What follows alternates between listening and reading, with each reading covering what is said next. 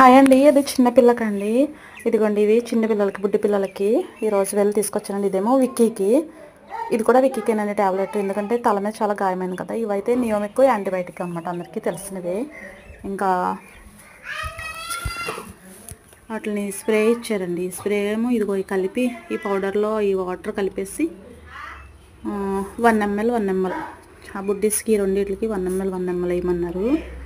Spray కొట్టమన్నారు. అవన్నీ తగ్గిపోతాయని చెప్పారు. చాలా బాగా ఇస్తారండి ట్రీట్మెంట్ అయితే ఇక్కడ.